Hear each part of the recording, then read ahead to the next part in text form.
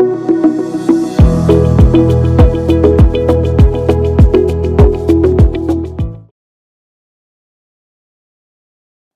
வணக்கம். உலக தமிழ் அறிவாளிகளே, சித்தர்களின் அருளால் நலமுடன் பல்லாண்டு வாழ்வோம்.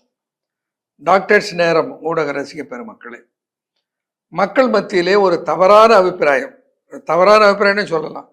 தேங்காய் சாப்பிடக்கூடாது, தேங்காய் சாப்பிட்டா கொழுப்பு சத்து உடம்பில் அதிகமாகிடும், குறிப்பாக கொலஸ்ட்ரால் அதிகமாகிடும். இப்படி ஒரு கருத்து பரவலாக எங்கு பார்த்தாலும் விதைக்கப்பட்டு விட்டது. சொல்லப்போனால் இந்த மேலை நாட்டு மருத்துவம் தேங்காய்க்கு இழைத்திருக்கிற அநீதியை போல வேற எதற்குமே இழைக்கவில்லை என்று சொல்ல வேண்டும்.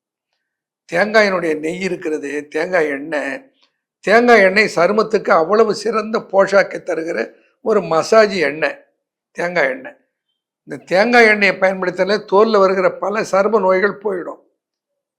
முடியை அடர்த்தியாக வளர வைக்கும், பல்லில் இருக்கிற நோய்களை எல்லாம் குணப்படுத்தும், படர் தாமரை புண்ணை சரி செய்யும். இவ்வளவு ஆற்றல் தேங்காய் எண்ணெயில் இருக்கிறது. ஆனால் இந்த தேங்காய் எண்ணெயை கொலஸ்ட்ரால்னு சொல்லி ஒரு அவதூறை பரப்பி விட்டார்கள்.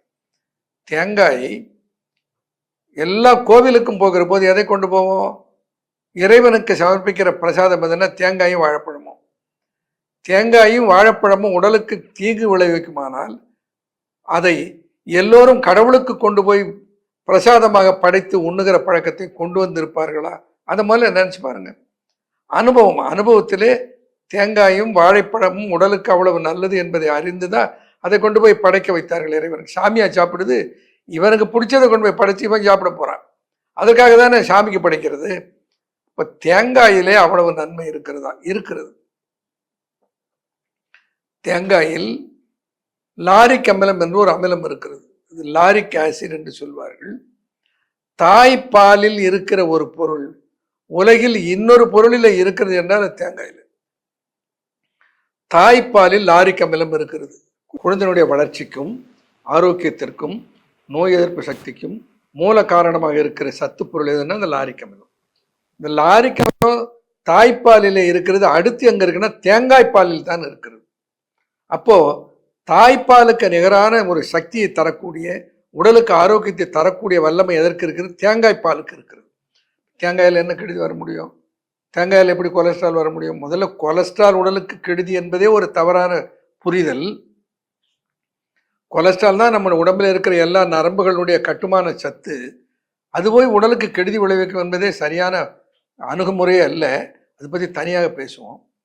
இப்போ இந்த தேங்காயில இருந்து கிடைக்கிற லாரிக் அமிலம் அது எப்போ அது அளவுக்கு அதிகமாக போகாமலும் தகாத பொருளாக மாறாமலும் இருக்கும். அது முக்கியம். அந்த தேங்காயினுடைய அந்த உள்ள சதப்பத்திற்கு பாருங்க, அதனுடைய புறத்தோல் பழுப்பு நிறமாக மாறாமல் கொஞ்சம் வெளிர் மஞ்சள் நிறமாக இருக்கிற ஸ்டேஜில் அந்த தேங்காயை எடுத்துக்கொள்ள வேண்டும்.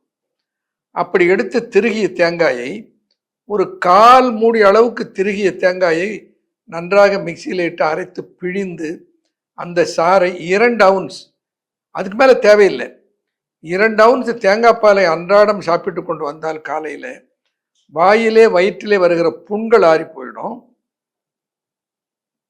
உடலிலே நோய் எதிர்ப்பாற்றல் கூடும், நல்ல பொலிவு உடலுக்கு கிடைக்கும். இதை விட என்ன வேணும்?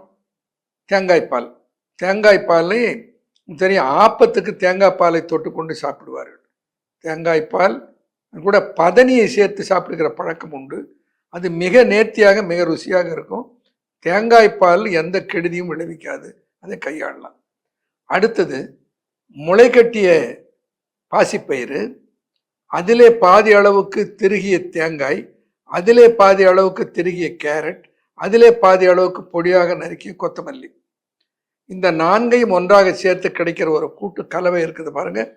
அதை அன்றாடம் காலையில் உண்டு கொண்டு வந்தால் உடலுக்கு அவ்வளவு பெரிய ஒரு ஆரோக்கியம் கிடைக்கும், அவ்வளவு பெரிய ஒரு கிளர்ச்சியும் பொலிவும் உடலுக்கு சேரும். இந்த தேங்காய் பூ, தேங்காய் திருகல், தேங்காய் பூன்னு சொல்லுவாங்க. இந்த தேங்காய் திருகல் ஒரு ஒரு ஒரு தேங்காய் மூடியில ஒரு பாதி மூடியில 1/4 பங்கு அளவுக்கு எடுக்கிற தேங்காய் பால், தேங்காய் பூ நமக்கு போதும், ஒரு ஆளுக்கு அது போகும். இப்படி தேங்காயை பயன்படுத்துவதனாலே உடலுக்கு ஆரோக்கியம் தான் கிடைக்குமே தவிர தேங்காயை பயன்படுத்துறதுனால உடலுக்கு எந்த கெடுதியும் வராது. அதுக்காக தேங்காயை அரைச்சி நல்ல முத்தனை காயை அரைச்சி அதை குழம்புல ஊற்றி குருமாவில் போட்டு அதை சொதன்னு போட்டு சாப்பிட்டு இருந்தால் நிச்சயமாக அது உடலுக்கு ஆரோக்கியத்தை கொடுக்காது. தேங்காய் பாலாக, தேங்காய் பூவாக, அல்லது தேங்காயினுடைய பாலை சாறு எடுத்து தேங்காய் பால் எடுத்து அது அதிகமாக திக்காக இல்லாமல் கொஞ்சம் நீர்த்த சாறாக எடுத்து அந்த சாறை சேர்த்து உணவிலே சமைத்து அதை உண்ணுவதனாலும் நன்மை தான் பயக்கும். தேங்காய் எந்த வகையிலும் நன்மை பயக்குமே தவிர தீங்கு விளைவிக்காது. தேங்காயை பயன்படுத்துவோம். தேங்காயை தைராய்டு பேஷண்ட்டு சாப்பிடலாமா? தாராளமாக சாப்பிடலாம். தைராய்டுக்கு எதுக்கும் எந்த கெடுதியும் கிடையாது. பிளட் ப்ரெஷர் உள்ளவர்கள் தேங்காயை பயன்படுத்தலாமா? நான் சொன்ன பாருங்க, தேங்காயை எண்ணெயாக பிரிகிற அளவுக்கு முற்றிய தேங்காயாக இல்லாமல் மிதமான அளவிலே முற்றி இருக்கிற தேங்காயை பயன்படுத்தினால் பிபி உள்ளவர்கள் எல்லோரும் பயன்படுத்தலாம். சர்க்கரை நோய் உள்ளவர்கள் தேங்காயை பயன்படுத்தலாம். அளவாக தேங்காயை பயன்படுத்தினால் சர்க்கரை நோய் உள்ளவர்களுக்கும் அது நன்மை பயக்கும். எந்த கெடுதியும் அதனால் வராது. பயன்படுத்துவோம். நலமுடன் வாழ்வோம். நன்றி, வணக்கம்.